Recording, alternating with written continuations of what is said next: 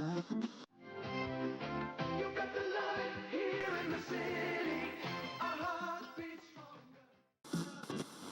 in the big leagues and over the moon. Welcome to the Landing Strip with Nick Lynham and Mikey Garcia, presented by From Financial.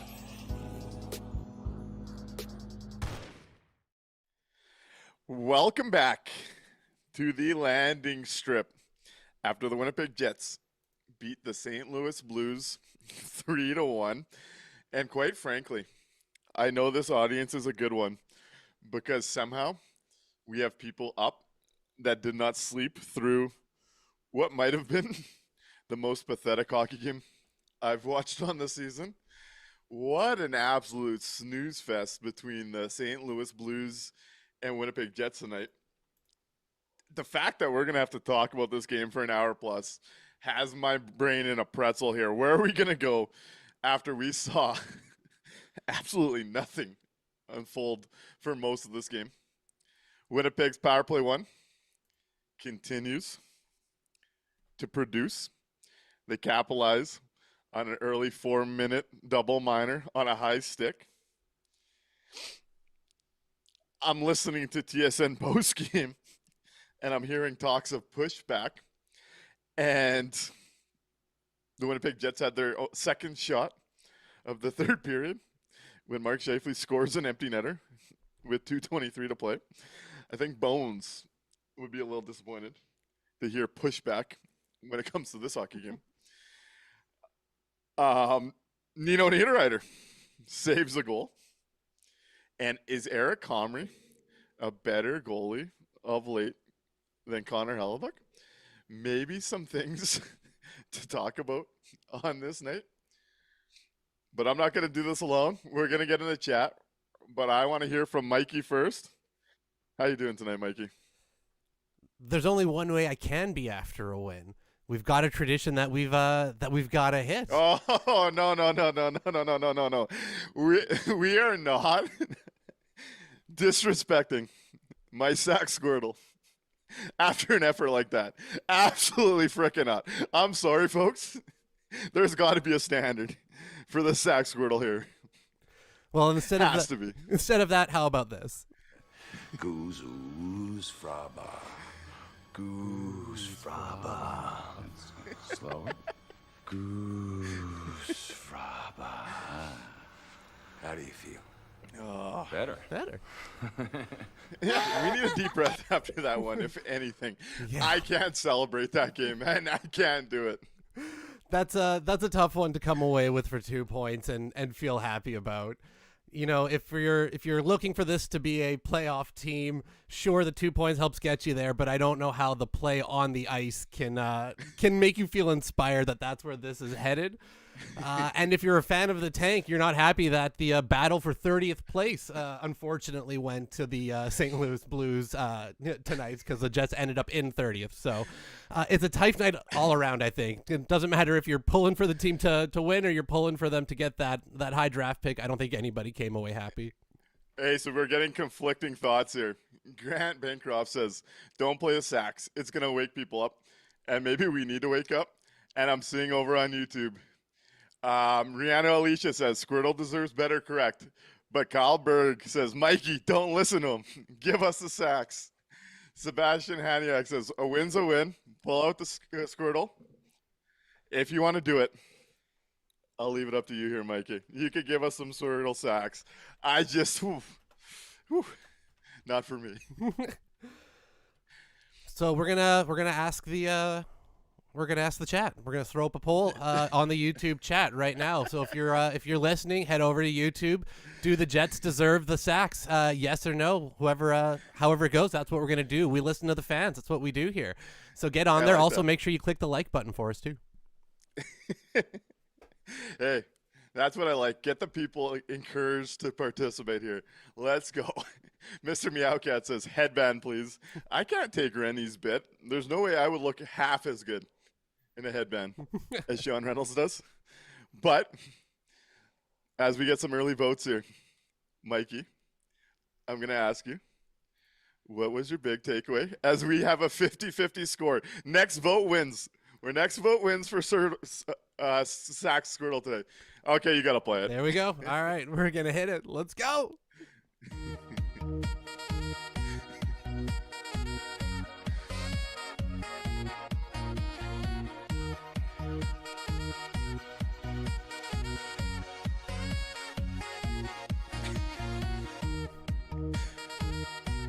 Look, just like the game on the ice tonight, it was a 50-50 game, a 50-50 poll, essentially. 55% yes, 45% no. So, when you're fighting one of the worst teams in the National Hockey League in a coin flip game, I guess it's good to come out on the positive end of it. I don't know how you can feel too happy about it, but so for our anti-tank, our Sack Squirtle solo person tonight, I'm giving the award to Nino Niederreiter, who absolutely did not need to save that goal that had gotten through Eric Comrie there. Pulls one off of the board, undoubtedly, for the St. Louis Blues, and that would have changed, I think, the outcome of the game. So Nino's getting my my award there. How about you? I got to ask you quickly, though. Yep. Who did he bail out on that awful pinch? Sorry, say again? Who did Nino bail out on that awful pinch? It was hard to read the back of the jersey. I don't know. It was a really big one, though. It was hard to tell. Who was it? I think it was 64. Something to keep in mind here as the hysteria and propaganda train gets rolling. Anti-tank award. It's been a bit of a sliding scale for me today. Nino was definitely one. Mark Scheifele doing his best Blake Wheeler impersonation with Wheeler in house with the 2 power play goals or the 2 power play points and an empty netter. Holy smokes. The vibes of Blake Wheeler were true and in the arena tonight. Yep. But I'm going to go. Actually, Eric Comrie would be in this category. Another solid start from Eric Comrie. The anti-tank commander winner, though, for me, Nathan Walker. Takes the double minor, the Jets power play, gets 2 on it, and then right after he gets out, he has a chance to redeem himself right in the slot, and he whiffs on one. So Nathan Walker of the St. Louis Blues, the Aussie, is getting our anti-tank commander award from me tonight. Who is your anti-tank commanders? Let us know in the chat. And as people let us know, Mikey, outside of the Tank Commander Awards, what was your big takeaway watching the St. Louis Blues versus Winnipeg Jets? That the Blues are really bad, like really bad. That is a bad team right now. And the Jets were in a dogfight with them to win what was essentially a 1-goal game that hinged on, again, Nino Niederreiter taking a goal completely off the board for the Blues. That was maybe the most uninspiring game to have to get through this season for me. 100%. Really tough. We heard in the pregame from our friends at TSN that the Jets need to have a level of urgency. They need to have desperation in their game. They have to be, because they have to catch these teams ahead of them. If they don't catch these teams ahead of them, how are they going to make the playoffs? They're still on pace, according to Craig Button, to get those 30 wins. So it's just to have that be the rallying cry from the pregame, and then you watch that game specifically. I don't know how you come away from that feeling good about their fortunes in either direction, for making the playoffs or now for making sure that they finish with a top 3 pick. Because if they're going to keep putting points on the board here and they end up drafting 7th, that's not going to be as fun. So are you telling me that despite today's win, they don't control their own destiny, like I heard on TSN postgame today? Look, we all control our own destiny in a certain manner, I don't think they control their playoff one. Not their playoff I don't destiny, think they're in no, control. No. As Jim Morris said, playoffs, I just hope we can win a game. Yeah, ain't that the truth? A couple of tank commanders over on YouTube. Palmer Lane says Nathan Walker cost the Blues another 1-0 win. And it sure felt like that to me watching with the Winnipeg Jets at 5-on-5. Like, if I'm a fan of either of those teams tonight, I'm feeling ripped off. You know how you drive in the States and you see billboards and it's like, hire me, and it's for all these random ass things you can sue people for. Yep. My big takeaway today is every single person that tuned into this hockey game deserves financial compensation of some sort for being a part of that. Yep.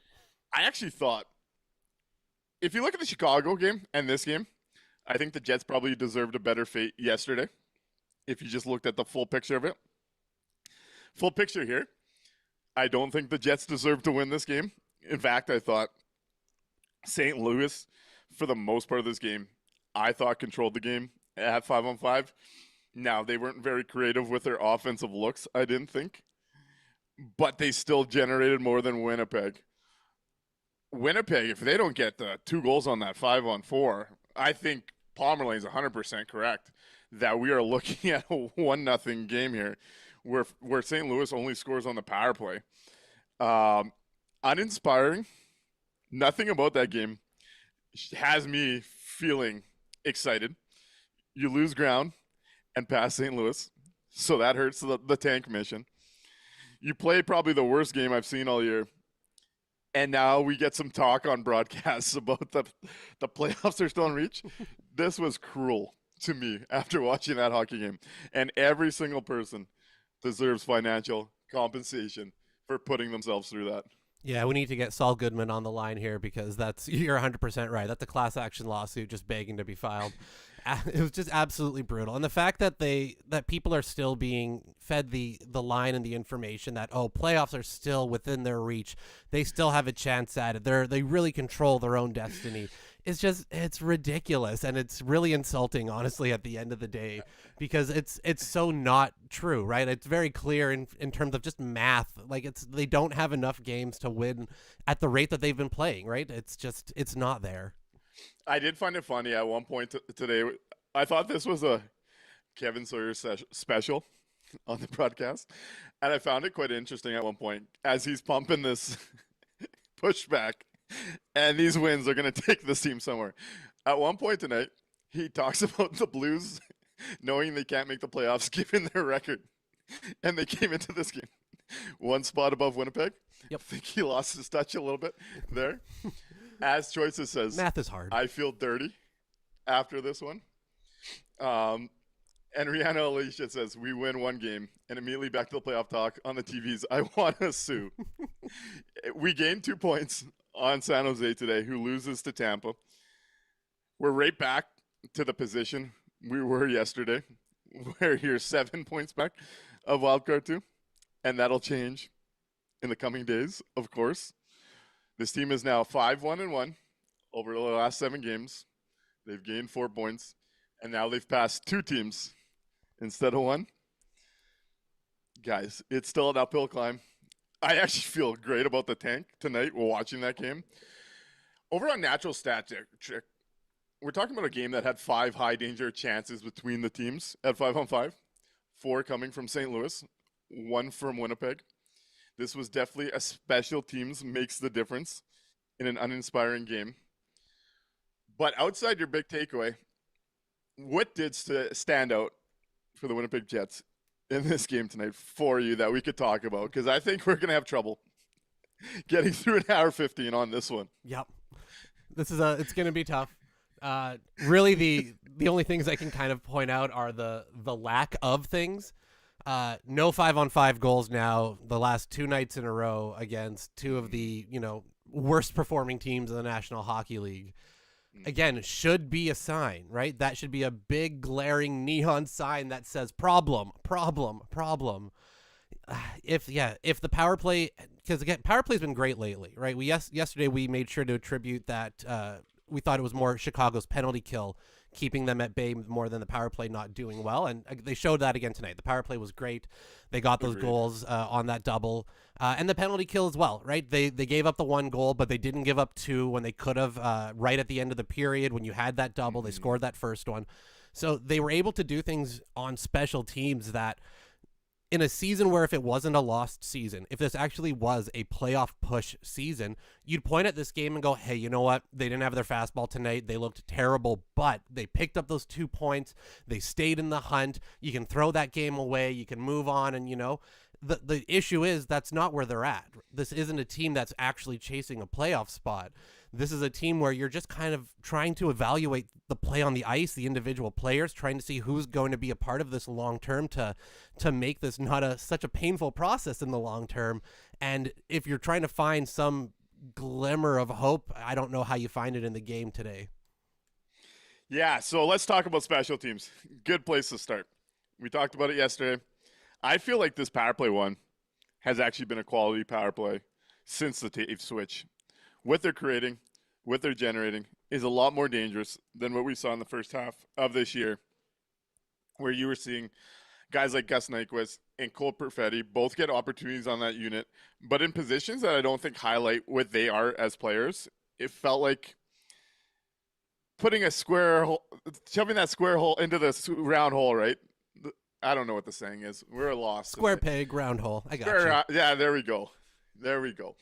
And since that Taves switch, it does feel like the power play has opened up, especially on PP1, for what guys want to do well. Each guy has a bit of a role on this. And I want to talk about the first two PP goals a little bit here. I think Kyle Connor on Morrissey's goal deserves a ton of credit. You see Scheifele get it up to him and him drive, and he feeds it back to Scheifele, and the gravity he creates driving to the slot brings the high penalty killer with him. Scheifele notices that, and you see him get it up to Morrissey, who has all the time in the world, blasts one home. Then on PP2, you see it work in reverse a little bit. Not the same setup, but Josh Morrissey makes a huge pinch, pokes it down there. Kyle Connor starts sliding to the middle, giving Mark Scheifele some room to operate. And it's almost like he watched what Kyle Connor did last week that we goo-gooed over and decided to match it. He walks the line and puts it top corner. 2-0 there, and that's the difference in this hockey game, is a 4-minute double minor. Then you get to the penalty kill. Honestly, what a shot from Jordan Kyrou, who Pagnotta decided to link us to. We'll talk about him in the second half of the show, and the Winnipeg Jets trading for him. Kevin Cheveldayoff missed the boat on that one, but great play. Justin Falk slides it over. Kyrou hammers it home. From there, though, I didn't find St. Louis to be getting to the dangerous areas on the power play. And Comrie, it felt like he made some saves that were quality, but didn't feel like he had to be a game breaker. There was a lot of stuff that he was just catching easily, covering up easily, taking the plays. This was a game I don't think either goalie really faced a lot of trouble, and it was odd man situations on the power plays that create the goals that come. And then on the empty netter, great work from Josh Morrissey in the corner, gets the clear. Connor, instead of shooting at the empty net, makes that bank pass, and this game's over. But as far as, like you're kind of talking about, looking at the big picture of this, I guess we could look at Isaac Phillips. Got a little bit more ice time tonight. We could talk about that. Gustav Nyquist comes in and takes out Kepke. So he comes back in. And I see Frosty Winnipeg had said earlier that he was having a good night until he heard the broadcast talking about Gustav Nyquist was in the game, and he had not yet noticed at that point. So there's some things I guess we could discuss, but I do think the Winnipeg Jets power play does continue to be a positive for where this team's kind of come and what they're trying to do. I think Kill had a good night, and outside of that, 5-on-5 gave us a lot to be desired. Yeah, 5-on-5 was especially bad tonight. Though, we've talked a lot about how the Jets have kind of pivoted to being a, net front, crashing, working down low team lately to find success. And if you take a pull up their shot map for the game 5-on-5, they have no attempts in the St. Louis space. None. They were not able to get any in there. Now, the one that they did get on the power play is the goal that went in. But 5-on-5, they weren't even working in that area today. They got no shots off, from that area right in front, and that's where they found all of their success lately. So it's no surprise that in a game where they just aren't able to get out in front and actually work anything down low, that they come away with easily their worst performance from an offensive standpoint. Jordy Angus points out Comrie had a nice save in the second, I think it was. And I think Tico Napoli really summarizes this one and says it was a lifeless game between two teams battling for their lives. 5-on-5 was coasting. And if you look at this, if you want to keep the tank theme going, a quick Google search tells me the two biggest tanks in the world were the K2 Black Panther out of South Korea and the Panzer 8 Moss out of Germany. And we saw what those two things would look like on ice here with how lifeless these two tanks were driving. It felt like a race to lose tonight. It really did. You know what it reminded me of? We don't have it in hockey, but in soccer, you've got the different leagues that are the different levels, right? And the worst teams at the end of the year every year have to play each other to see who's going to go down and get relegated to the lower leagues. Mm-hmm. This felt like a relegation match today. This just felt like two teams that were just absolutely not in it, not invested, and the loser probably should have gone down to the American Hockey League. But speaking more of, shout out Frosty Winnipeg. Holy shit, buddy. Thank you very much. Very much appreciate that super chat. Says, I could have bought a ticket to this game, but decided to save it for something more entertaining. I appreciate that. Thank you for sending that our way. You definitely saved the money not attending that one. So good on you. Very much appreciate you, Frosty. Thank you so much. Yeah, just stunned here. But more of the anti-tank commander stuff. Let's talk about Isaac Phillips. Gets into his back-to-back game with Salo hurt. What do we think of Phillips tonight, who gets closer to that 10-minute mark, but does not surpass it? What do we see from Isaac Phillips on this night? Yeah, a few more minutes tonight than the other night, so at least he got to be out there. His biggest contribution probably was taking a puck to the face, which kind of shifted the outlook of the game. But yeah, there's some skating there. He can move for a guy his size.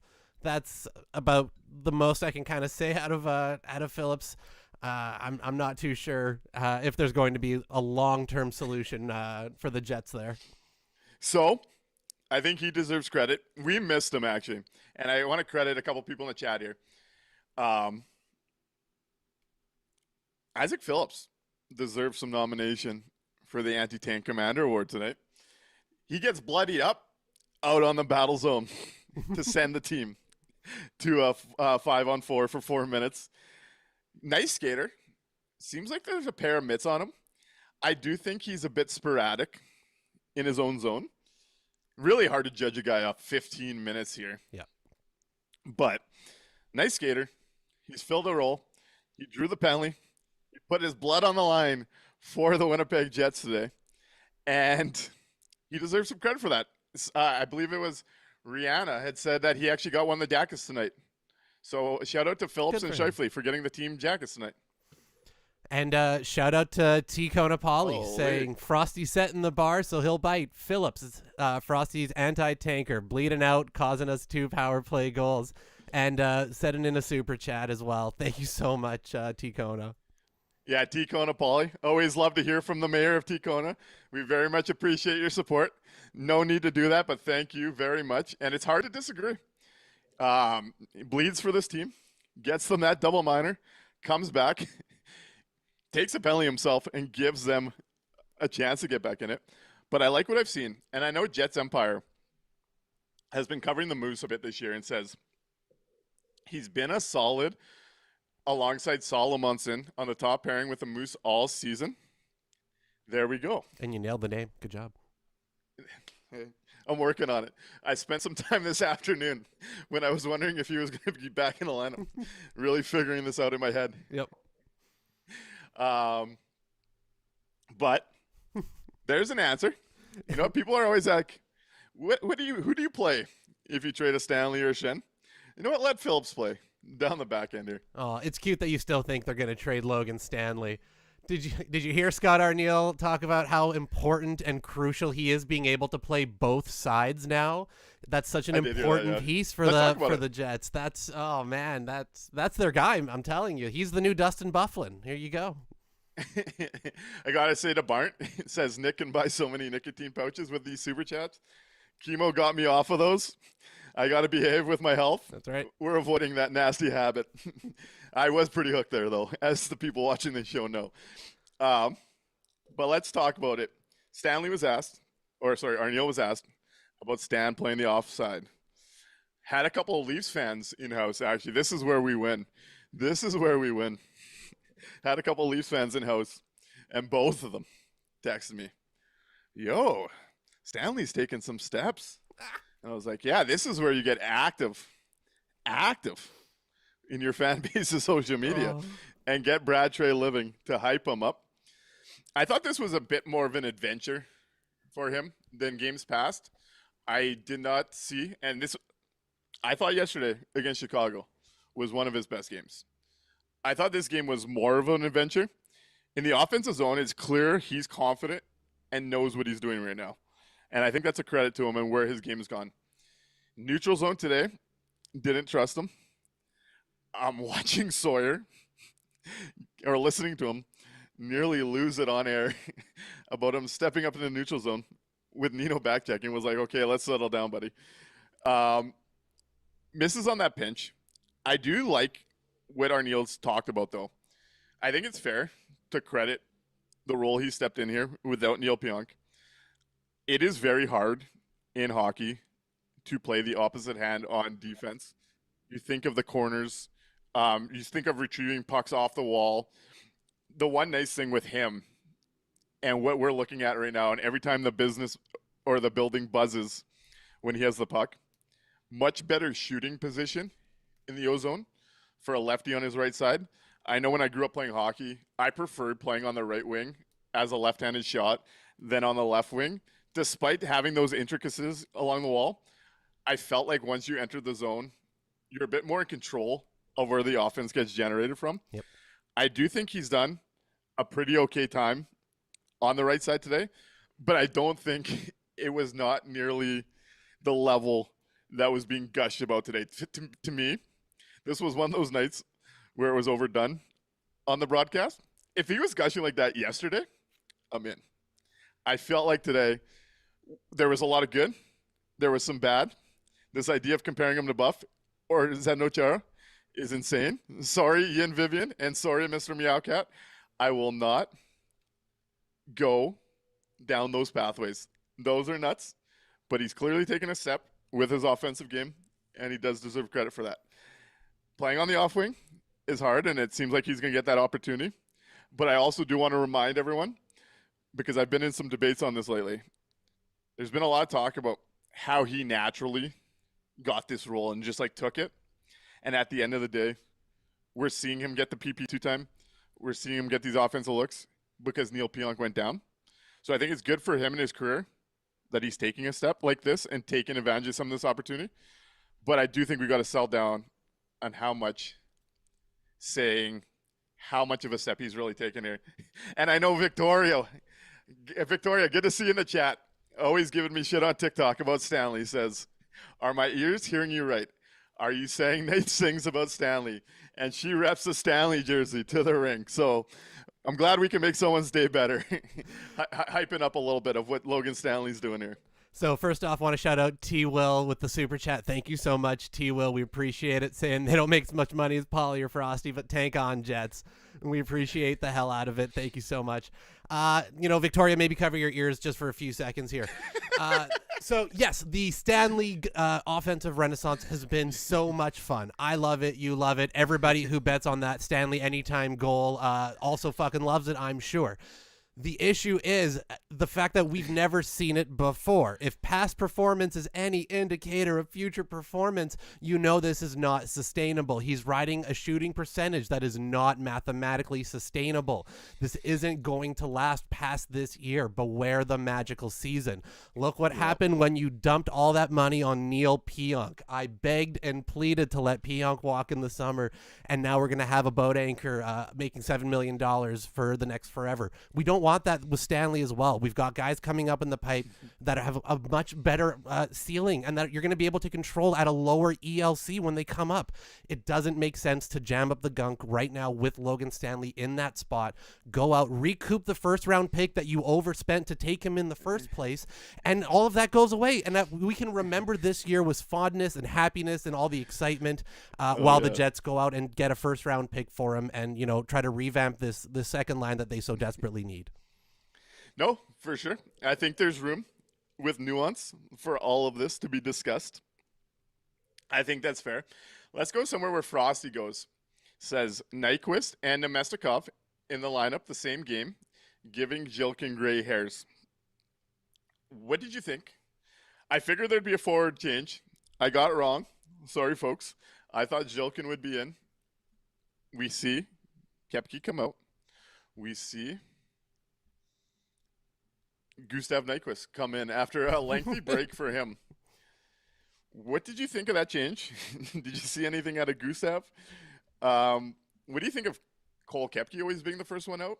Let's talk about the depth of the Winnipeg Jets a little bit here. You had to really think about who came in there for a second. You're like, and it's that guy because right. I mean, at this point, yeah, he's Jag, right? He's just a guy.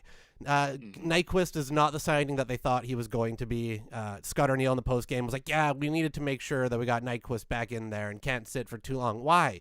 Are his old bones going to turn to dust? Like, it's not, I don't know. It's the fact that he was the first one to come in over Zilkin, who has done nothing wrong, who looked great on the fourth line in the games that he played. It's exactly what you want out of a young, energy, speedy kind of guy. So, yeah, it's baffling that, it shouldn't be baffling considering that all of the young players have kind of told us that this is the way that it is. So I should really expect it by now. Yeah, the Kepke thing, he's just the Colin Miller for the forwards, right? For some reason, he's the first one to come out, even though he's performed easily the best out of, him and Nyquist and Pearson. Like, no question, Kepke's been the most consistent one, but he's always the first one to come out. Yeah, Colin Hall says, sorry, Jilkin, bud. You got your 2 games and look good, but Nyquist is 36. Sorry, boss. Once again, want to shout out Ticona, Polly, the mayor, sends another super chat tonight. Stannis closer comparison is more like a Jay Harrison. Interesting one. He's Tyler Myers. I think that's the ceiling. Not quite yet, but I think that's the best ceiling. That's the ceiling. Right. That's not. He's not that right now, but that should be the goal, right? That if you're Logan Stanley, you're not Zdeno Chara, you're not Dustin Byfuglien. That's not the style of game. Even though they want him to be a fighter and all this stuff, that's not who he is. He's not going to throw the big checks. That's not who he is. He should be trying to model his game after a Tyler Myers, somebody who can get the puck through, try to find the offense, and just have somebody who can clean up the D for him. Yeah, no, I think that's the perfect comp when looking at players. To be honest, good on you there. Over in the chat, though, on the Jilkin conversation, Infinity Comment says, Jilkin doesn't have enough experience, so can't let him play. Gotta love the old, you need experience, but you need to play experience to get experience. Yep. Dilemma that the Jets like to put themselves in. Rihanna Alicia says, put Danny back in. Gilbert Marion says, Kepke over Nyquist, not even close. I've made it no secret.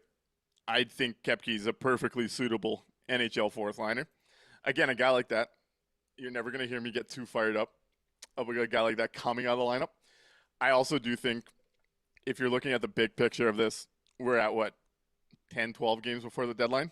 Yep. A guy like Gustav Nyquist, there's a decision coming there. And a guy like Jilkin's going to see the back half. Frustrating in the moment of it all. I think everyone's kind of done with the Nyquist stuff. But I do think on the second half of back-to-back, where this is all going, I'm okay in this moment. I want Jilkin playing. I think it's coming. I'm trying to, and I'm not always the most patient guy. I'm trying to be patient here with this combo because I do think it'll get sorted out within the coming weeks here. Yeah, hopefully it's something to the point where a couple of these veteran guys are going to be sent out for some draft picks, and then you got a little bit of room to start working this in. If that's the way that they're going with it, great. Showcase, I guess, Nyquist and, really put him out there. Can we get him back on the power play again? That was fun. Remember that? I think it was out there for PP2 today. Oh, God. which says something if you don't even remember him there. Oh, God, I don't. On the topic, to their credit, if you just look at the underlying numbers, the fourth line was the Jets' best line. Running a 63% expected goals, generated next to nothing, but gave up next to nothing. And another tough night for the top line against the St. Louis Blues. 10 shot attempts for, 17 against, and expected goals of 24% at 5-on-5. Sitting there watching this game, honestly, it was pretty incredible to think about.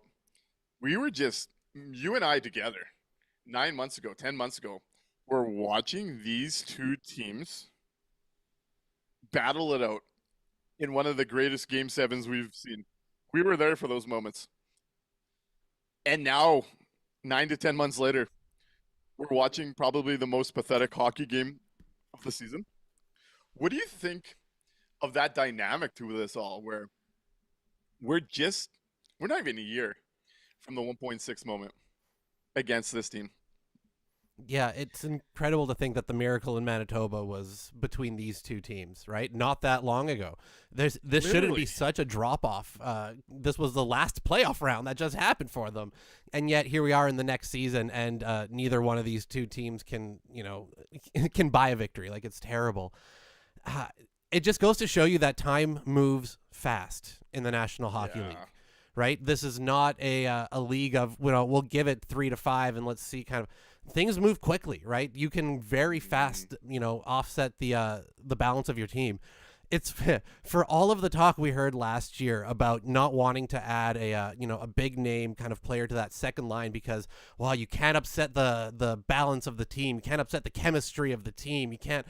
And then you go into the offseason, you bring in all of these, 90-year-old men to come in and play hockey for you, and all of a sudden your President's Trophy winning team looks more like the President's Choice winning team. Like it's gone that bad that fast. So, yeah, to me all that says is that time moves fast in the National Hockey League, and if you don't, you know what, Jets Empire says it better. Life comes at you pretty fast. If you don't stop and take a look around once in a while, you might miss it. Ain't that the truth?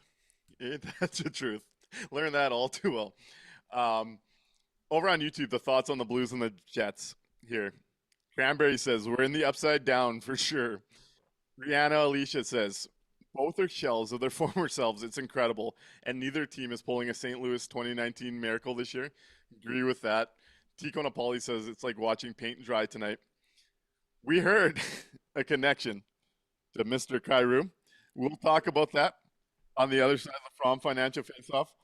Let's get into the From Financial Faceoff. If you're new to the show, what do you think was the difference in this game?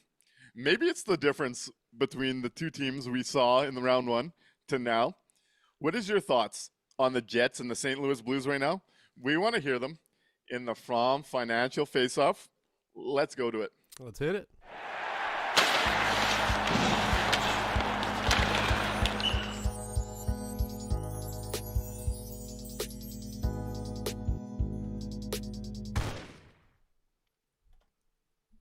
Right on, and we'll open up the phone lines to 1-204-800-0409. That'll be 1-204-800-0409. Get on the line, give us a call, and let us know you're from Financial Face-Off or anything else you want to talk about.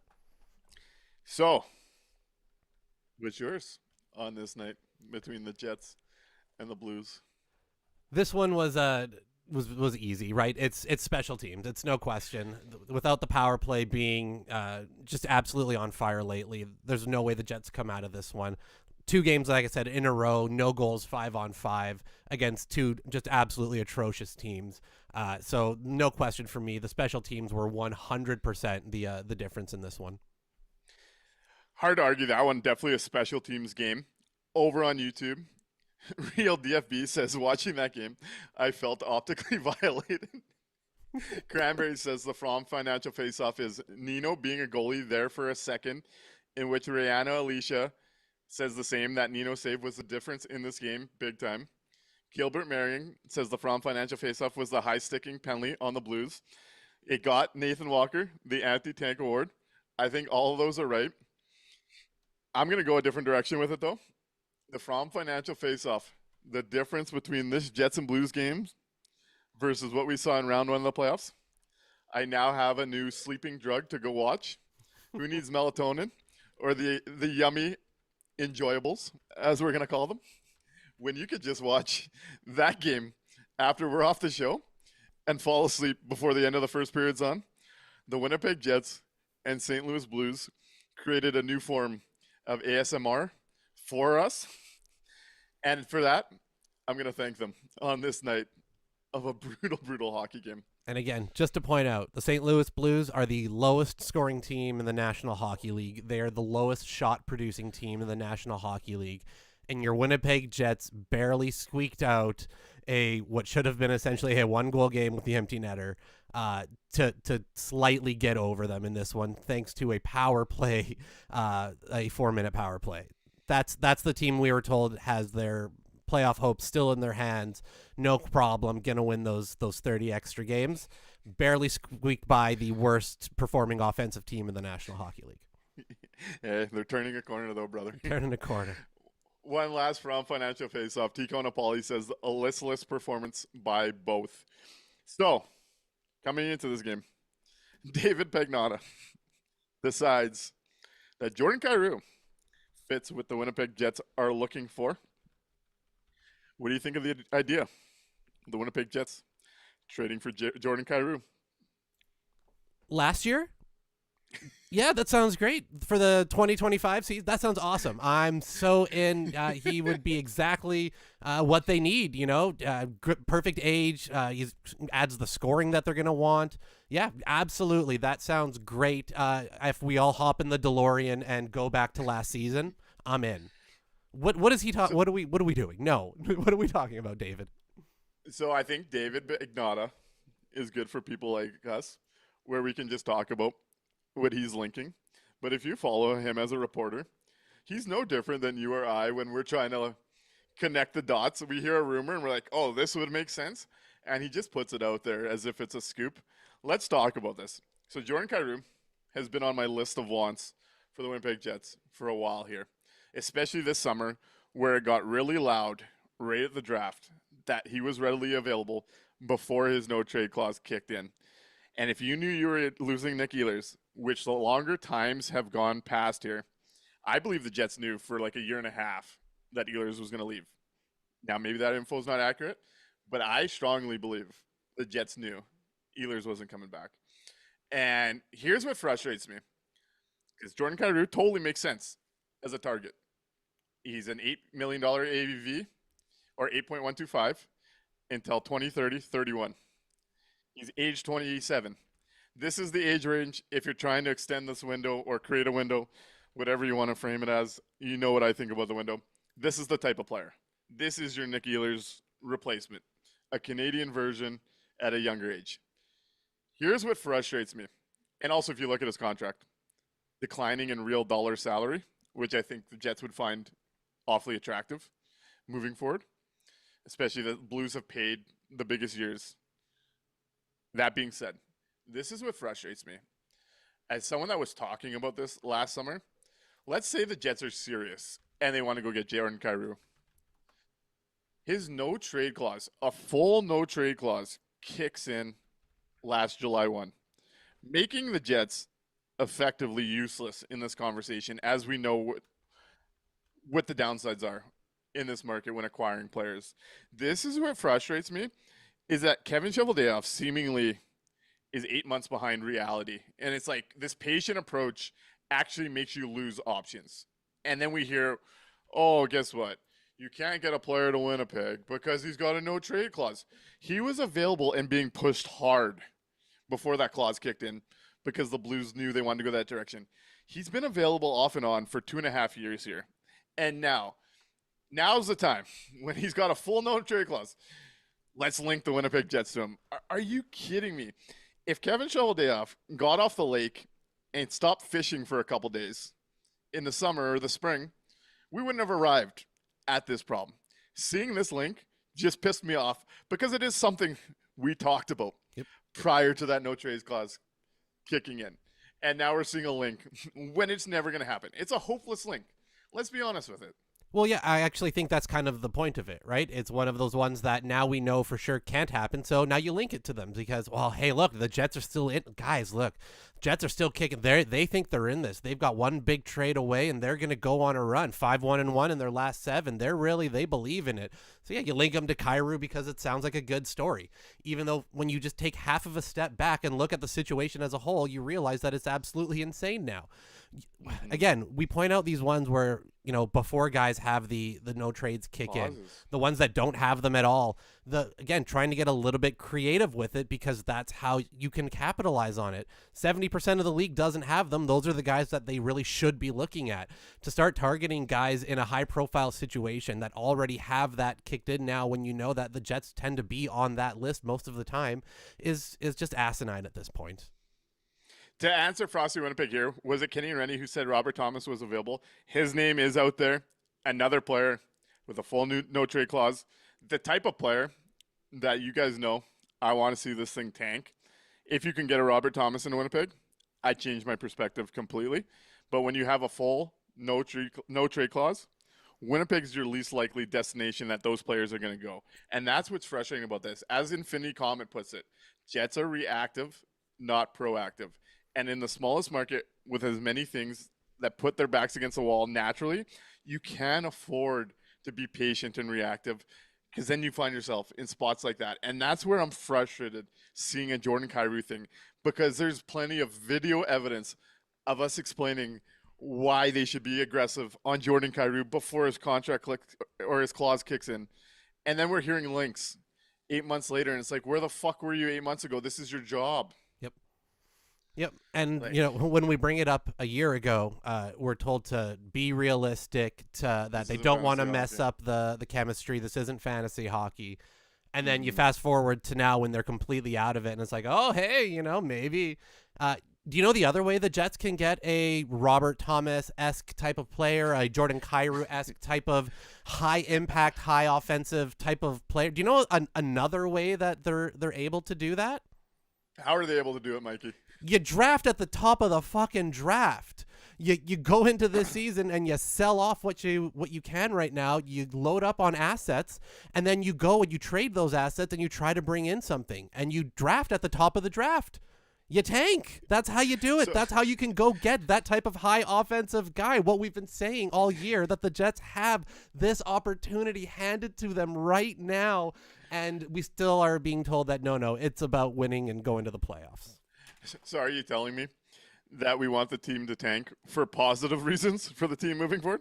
Because I've been told that apparently I just want the team to fail, as if a lottery pick would not help them jump back into things. Right? That's the quickest way for them to get right back into contention.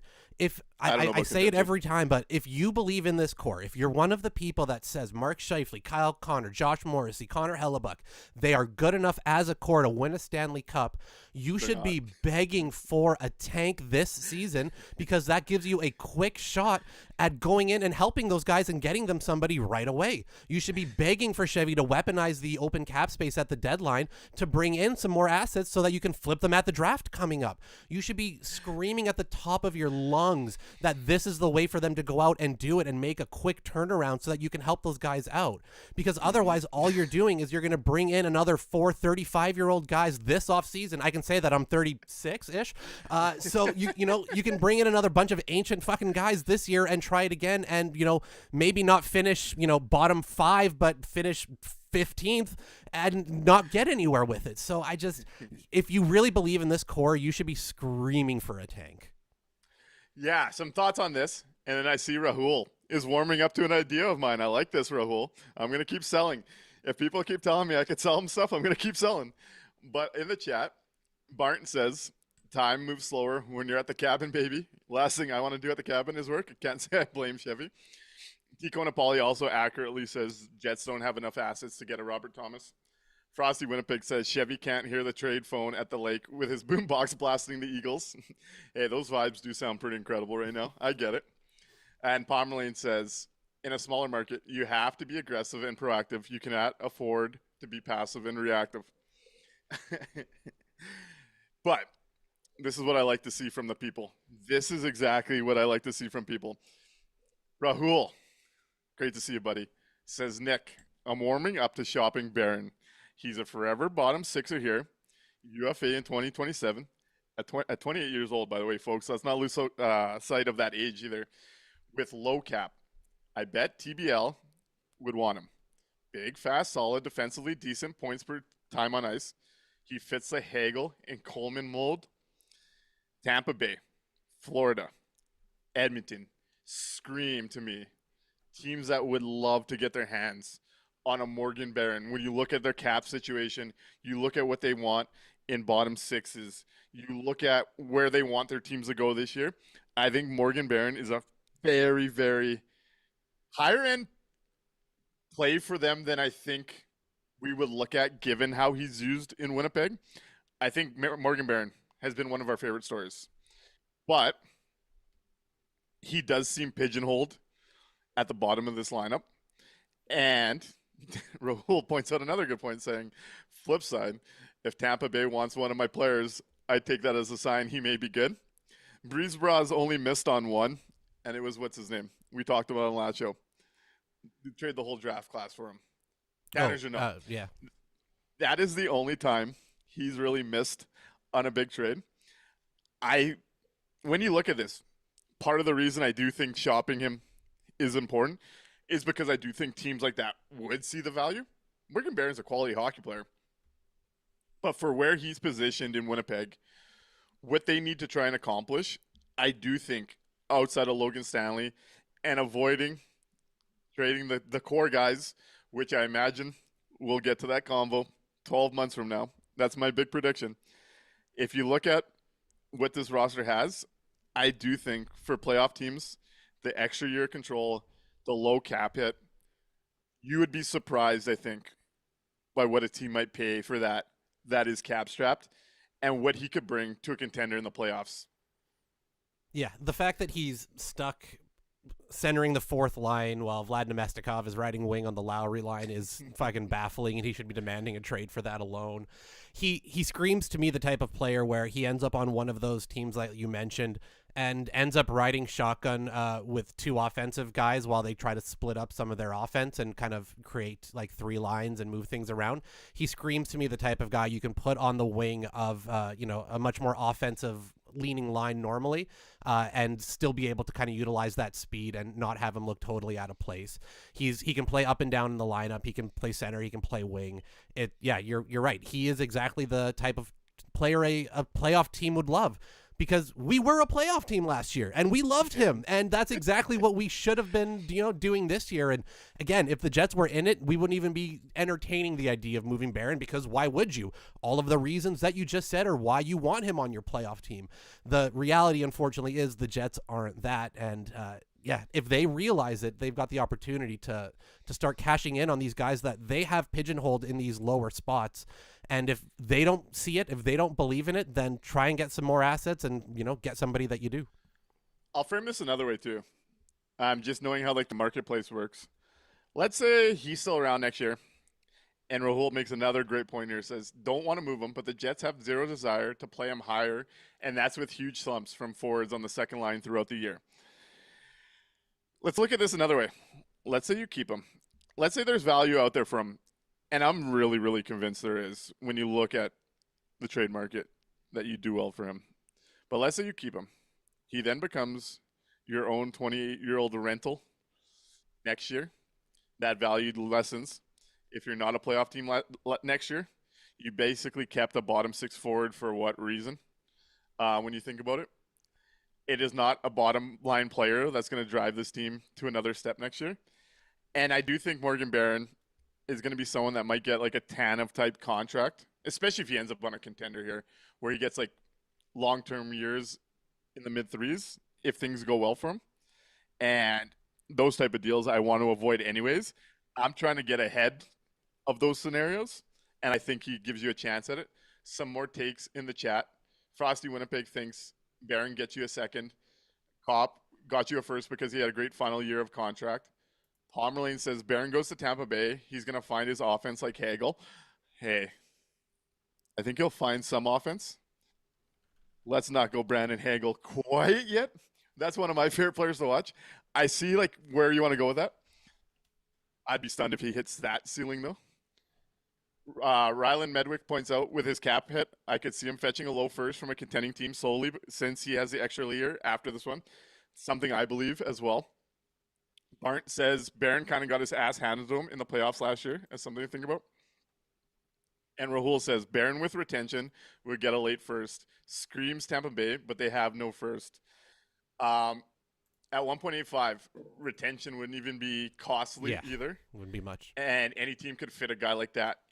If you're willing to retain, I do think if you could get a first out there for him, it's a no-brainer for me. And these are the type of ideas we got to get past just the Luke Shen thing, the Gustav Nyquist and stuff. To make meaningful transactions, it might mean a guy like that goes out. And I think, we'll see, but I genuinely think the market would be surprised in a positive way what he would fetch for a team at the deadline. Just want to say the Florida Panthers have 2 second-round picks in 2026, and they've got a 2028 first still sitting there. See, okay, this is another aspect I would love to expose. We haven't seen teams really do it. You see this in the NBA. When you're dealing with some of these teams that are all in on the right now, I think it is useless to get the closer firsts. And I know GMs look at their own job security, but let's be honest. Kevin Cheveldayoff's only making problems. I think he's going to be okay. Yeah, I think he's okay. Correct. So this is where, if I have unlimited job security, I'm setting up future Kevin Cheveldayoff with the shit I've set up on current Kevin Cheveldayoff. A 2028 first from a Florida, that Toronto one I keep talking about, a Vegas, a Tampa Bay, who are these older teams that are all in trying to win during the windows of these cores they have, are better bets than the sooner ones. And I know the NHL does not look at it in that framework. You want to get that pick, you want to get that player drafted, and you want to get them into your system ASAP. And then you want to leave them in the American Hockey League for 8 years. For sure. For sure. We've seen that. I think the smart play is if a Florida wanted him at half retained for this year, next year, I want that 28 first, because look how rocky they are this year with injuries. Who's to say that won't happen as they get deeper into this core that they've committed to? And you might be looking at a situation where they're valuing it as this will be a late first. Look at our team we got set up here. And then shit hits the fan, and you're talking about a top 15 pick for a fourth-line player. I think for a GM that is secure, I think that's a wiser path. Now, obviously, there's risks that those teams stay competitive and you're waiting. But I do think the risk is worth the reward betting against, like at Tampa Bay. If there's a late first or a first in 2028 from Tampa, I haven't pulled up their team yet. I would love that when you start looking at Hedman, Kucherov, and those ages. You won't see the immediate dividends, but you sure might see them in a couple of years in a lot bigger of a way. It's something that doesn't happen quite yet in the NHL, but I think if you start looking at how other sports leagues handle some of this, you've seen NBA teams do this to perfection and turn into dynasties. I think it'd be a wise thing here. Yeah, it's definitely something to look at. Tampa's got their 28 first-round pick still, so they do. And Frosty was asking about Carolina. Carolina has Dallas's first-round pick this year, not their own. Mm-hmm. The only thing that I do like about grabbing the more recent first-round picks is if you're planning on flipping it because you know that you've got a deal kind of somewhere else. If you know you've got a player on another team that you're kind of targeting and they want a first, then yeah, go out and grab that, that close first if you can go out and get it. But like you said, look a little bit down the road, right? Again, take that half a step back, try to see the whole picture for a second, and realize that, hey, Florida isn't going to maybe be able to sustain this year in, year out if you can bet on them, maybe dropping the ball in a couple years, that doesn't seem like the worst thing to do. Plus, again, it still gives you that time between now and then to still flip that pick, right? It gives you the opportunity to go out and see if there is a right now player that somebody else is interested in giving up for that pick. I love our chat also getting into this, saying Ryland Medwick and Choices both had the same idea, saying imagine if you traded the Jets pick last year for 2026. You're laughing more than drafting last year. And Chase Gurniak says, imagine 2 years ago trading for the Rangers 2027 first. Ooh. You'd be laughing. Yep. Curtis Weave also says Chevy should be aggressive, trying to recoup the spent second rounders. And I kind of talked about this yesterday after the Kiefer Sherwood deal.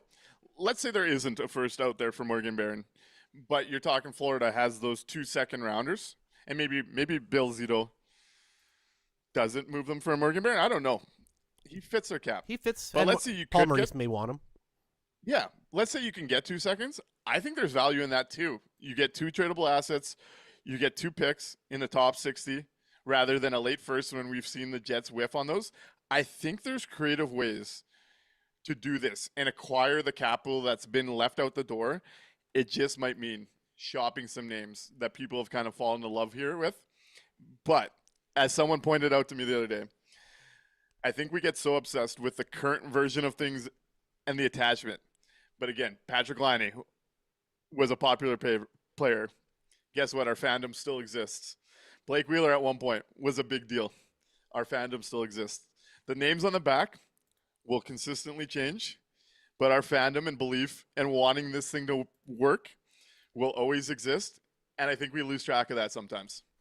Yep, absolutely. It's hard, right? I'm the same way. You get attached to that name that's on the back of that jersey. You get attached to the big moments that you experience with them, that high, that the good, the bad, all of it. It's just, yeah, you got to be able to take that long-term look sometimes, especially when it's right there in front of you. The Jets have such an opportunity to make sure that their road going forward doesn't have to be as hard as it's kind of projecting to be. And if they just get a little bit creative with it, they could come out really ahead. And I see T. Conapoli also said, yes, Nick, the further out first have a better chance of being higher picks. Let's move out of the trade talk. Maybe our first show back, maybe we'll be talking about a trade after the Olympics or before the Olympics. We shall see. But before we get into the Tankathon sim, some pretty cool news in Winnipeg today. With the alumni rosters starting to be named for the Habs and Jets, I know you're seeing things on both sides of this one, Mikey. Yep. Team Mike Keane versus Team Blake Wheeler. What are your thoughts with the initial names coming out? How exciting is this going to be next year in Winnipeg? Let's talk a little bit about the alumni teams and some of the 2.0 names coming back to Winnipeg.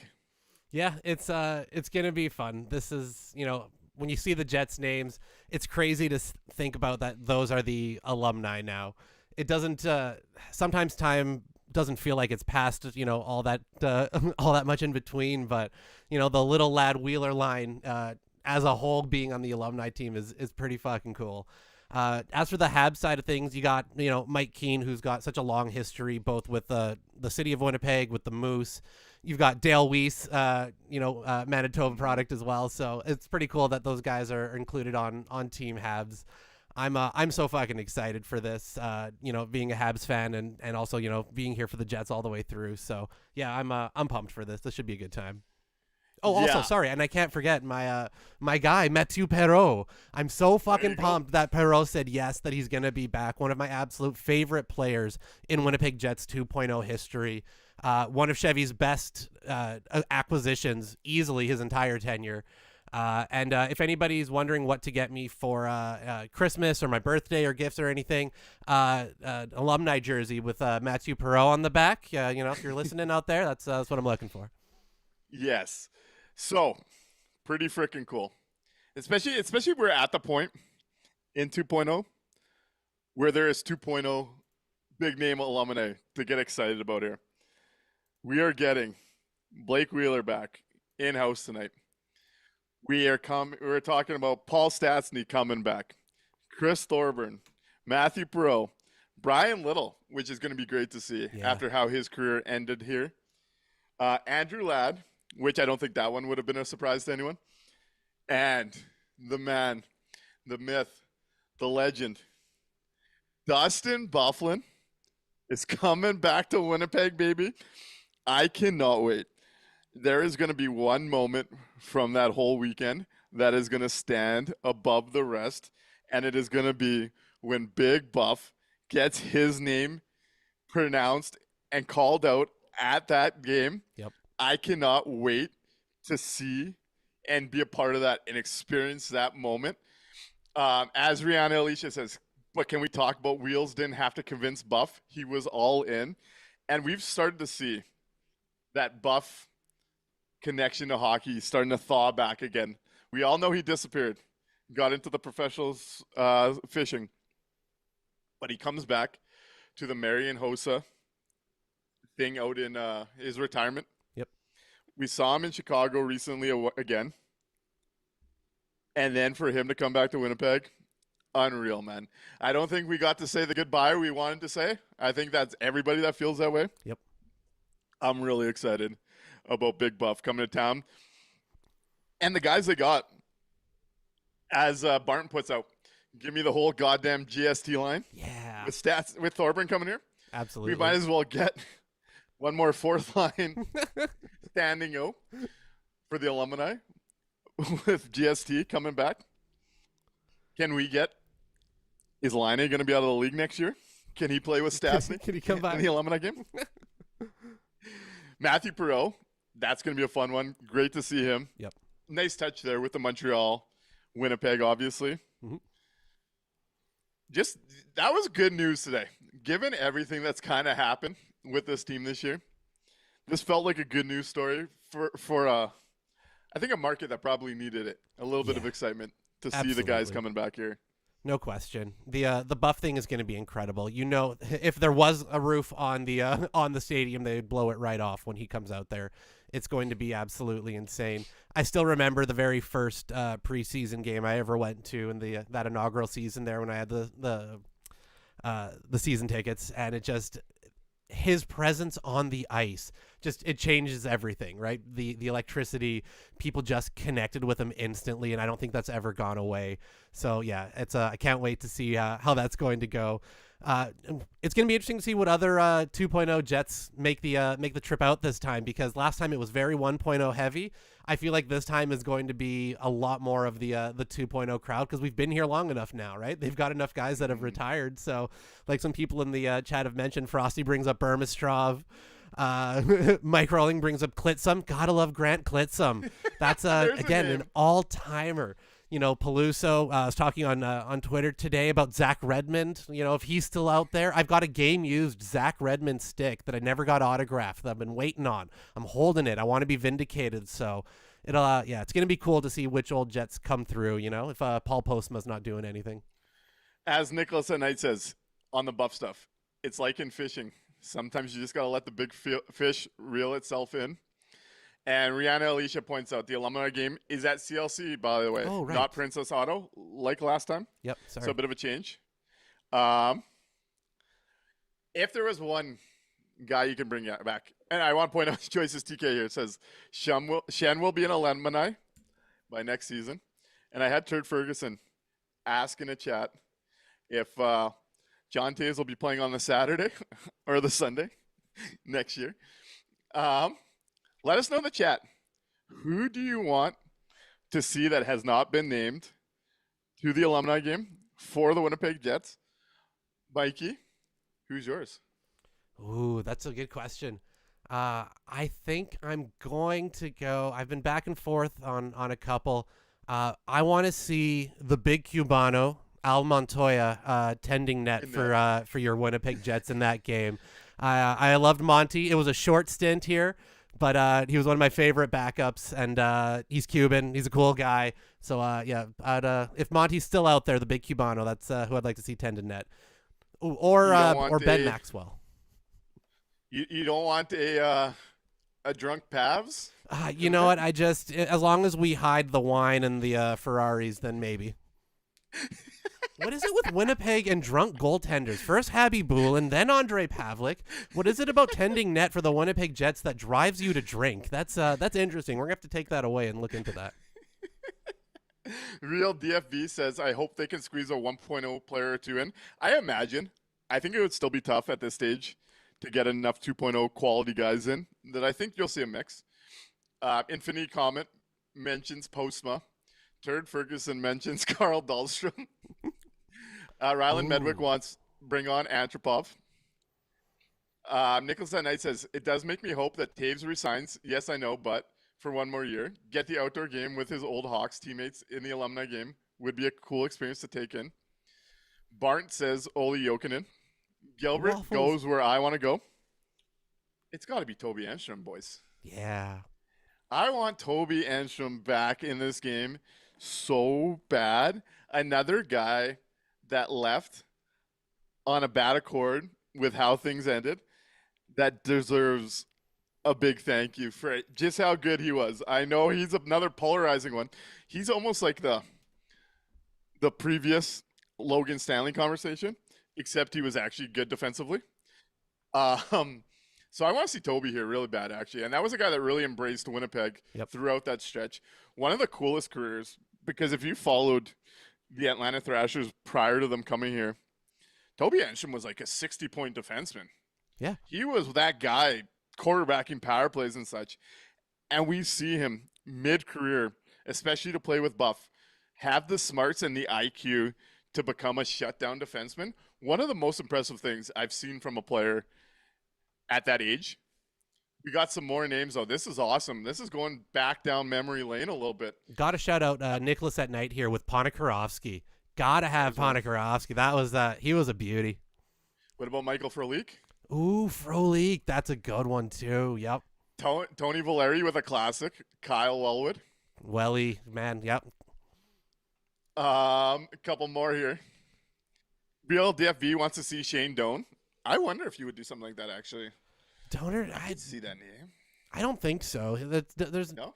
I doubt it. He never really wanted to make a connection with the short stint that he had on the 1.0 drafting. So I don't know. I don't think he feels that connection. I don't think Donor's going to want to do it. How about this big name from Mike Rolling 13, Solani? I wonder if he'd want to come back and do another run. That would be be interesting to see. Tico Napoli and Frosty Winnipeg back-to-back are going for the same one. Let's get an Adam Party night going. Yeah. And Frosty recommends Helmet party. Having a helmet giveaway. Yes. Time to give us what we lost. If the Jets weren't so allergic to fun, we could have had that the first time around. Oh, it would have been a blast if that didn't get shut down. Yep. Ferguson says maybe Hainela can get some minutes in the alumni game. Barton goes Lee Stepniak. Nicholas at Night has a whole crowd here. And I think he might have nailed the goalie, actually. Nicholas at Night wants to see Wellwood, Antropov, Ponikarovsky, Shen, Stepniak, and Hutch with Pimo on the bench. That's a hell of a Leafs Jets alumni starting lineup. All right, well, I could see Hutch. I got to stop Nicholas there. Hutch is a great idea for one of the tenders, but you're absolutely so incredibly incorrect on who the coach should be and absolutely will be, because if it's not this man, then there is no joy in Joyland. Then the beatings will continue until morale improves. You are telling me that you don't want Claude Noel behind the bench of that alumni game, then you are a liar. Yeah, we need some Claude Noel, actually. I like that. For that one. As long as he leaves Perry Pern at home, though. Perry is nowhere allowed near the rink. Okay, there it is. Tico Napoli says Scott Arneal. Turd Ferguson wants to see Big Walt back on skates. Infinity Comment wants Nick Patan. Ooh, can we get Nick Patan, Sammy Niku? You see his brothers representing Team Italy? Oh, no. Mm-hmm. Yeah, can we get a Nick Patan, Sammy Niku, Vinny Heinola, thing going out for the alumni game? Rylan wants to know if we can get Chaz Lucius at 2C there as well. Oh, Frosty, you nailed it. Frosty Winnipeg nailed it. We got to get Mittens back. Anthony Mietten. There we go. We're building the alumni teams here. Look, Jets, Thanks call to us. all We'll your put it help together. Here. Yeah, we'll start calling the boys here. How'd you still living here? You started a goalie academy here. Yeah. He'll be a part of that for sure. This has been fun. And Joyce's TK finishes off with Rasmus Kupari. Oh, shout out Let's get some cardio. pace out there. And Chase Dalio from Barnt. Rihanna wants Sammy Niku. What a throwback. Is Casey Lapon. Where's Brendan We're getting a Lemieux? moose. Where's Brendan Lemieux at? Arrested in jail somewhere, probably. Oh, probably. Never mind then. Not allowed near children. Nelson Nogier, Barnt. That is an all-timer. Good pull. Actually, do you want the most useless piece of trivia real quick before we go? Let's hear it. I know Nick Antropov gets the credit for being the first Winnipeg Jet to score a goal, which he did in regular season play. However, if you go before regular season, who is the first person in a Winnipeg Jets uniform to score a goal in a brand new 2.0 Winnipeg Jets uniform? Does anybody know? I bet you don't. I'm guessing because of that, it's got to be Nelson Nogier. It's not. It's even more obscure. Ooh. I'm trying to think. Who was it? Artis Kulda. At the Young Come Stars on. tournament, that was the first time they got to wear the 2.0 jerseys. They had just come out. The Young Stars got to wear them before anybody else. And Artis Kulda scores the first goal in a 2.0 Jets jersey.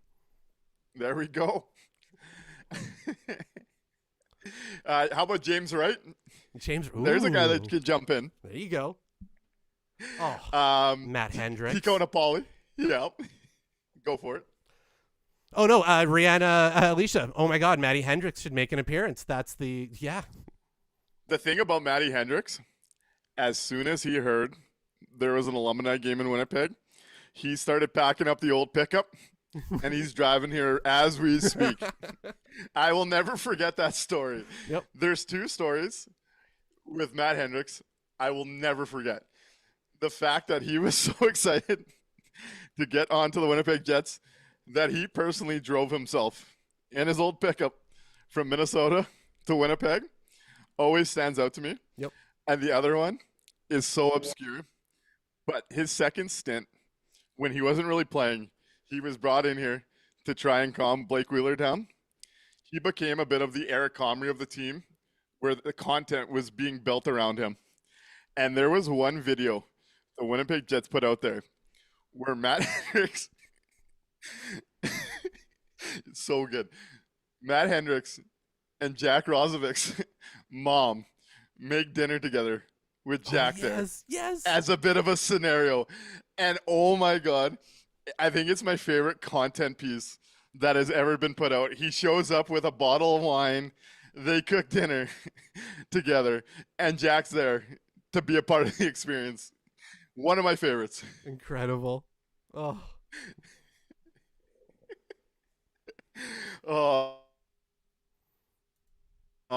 Tony Valeri wants Tim Stapleton. Gilbert Marion wants Vesalainen. And Turd Ferguson says, Cody Eakin, betting he won't get an invite. Where's Anthony Stewart? Is he still around? He was on that Sportsnet broadcast not too long ago. Oh, perfect. There we go. He'll suit up. This was a ton of fun. Let's get into the draft simulator. As a reminder, this show will be going dark until the end of February. Hopefully. I'm hoping end of February. Might get delayed. Don't know what my recovery is going to be like.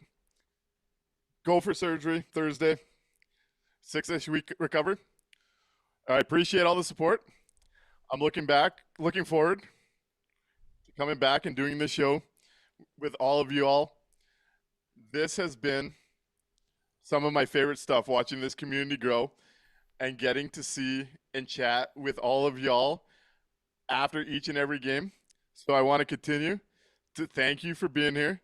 Thank you for the support. And don't be surprised when we gear back up after the Olympic break, hopefully with a cancer-free Nick. We'll be back then. Let's get into the Tankathon on the way out as more names get pulled in the YouTube chat. This is incredible. I could do a whole show of just naming off these old players for the for the alumni game. This is fucking wonderful. Sean Matthias, Matt Hallischuk. Come on, these are great names. Johnny Aduya. Oh, do ya? Oh, do you want the puck? Yeah, you do. Tree G8. Mark Stewart and Luke Shannon are going to be battling for that number 5 6D spot. They should make Trouba come play with Stewart just for the punishment. Let's get in Let's hit the tank. to the Tankathon sim. 3. Appreciate all the kind words in the chat. I look forward to getting back here, chatting with all of y'all. We'll be back. Let's get into the Tankathon. 3, 2, 1. Well, your Jets stay at 3rd, drafting 3rd. Vancouver 1, St. Louis 2, Winnipeg at 3. Back to back. So once again, McKenna's gone, Stenberg's gone. Are we still taking Manny Malhotra Jr.? I'm going to throw different names every day. Excellent. Try and familiarize with the top 6 of the draft. Excellent. Let's go. Should we go Chase Reed today? Right-handed D out of the States? Yep. I don't think he's the 3rd overall pick, but I'm trying to do something. One thing, actually, I know Hulk in our chat is big into this for prospects. So when we get back, he's going to call in and going to dive into some of his takes on this draft. So we're working on that. We'll get some more info on some of his favorite prospects in the top 10. Looking forward to that, Hulk. And on the way out, how could I ignore this? Hockey-related, Ron. We need Ron Hainsey. Got to get HRR in there. Curtis Weeb says, Malhotra in the top 6. I think he's going to go there, man. The more this goes, he's starting to show some offense. He's got the bloodlines. Talk about a center you'd want to learn from as a kid, and it's Manny Malhotra. Got to wonder about it. Yep, absolutely. Choices still is on Team Verhoff. Still vibing for Verhoff. And I know Choices TK was big on this name that Ryland Medwick brings up. Bjork, liked what I saw in the World Juniors. He's someone that I do think is going to slide past 10. And if you can get a mid-first or a late-first that you can trade up to, I think he's going to be a faller. He's someone I like as well. Take a look at his music career, too, if you get time. Google Bjork music. It's wonderful. I'm kind of nervous, but I'll give that a go tonight.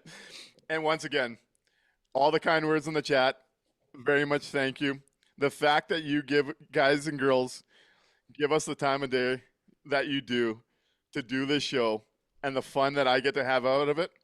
This show doesn't happen without y'all. Thank you for your support, and we'll be back at the end of February. You all take care. Until then. Right on. Good night, everybody.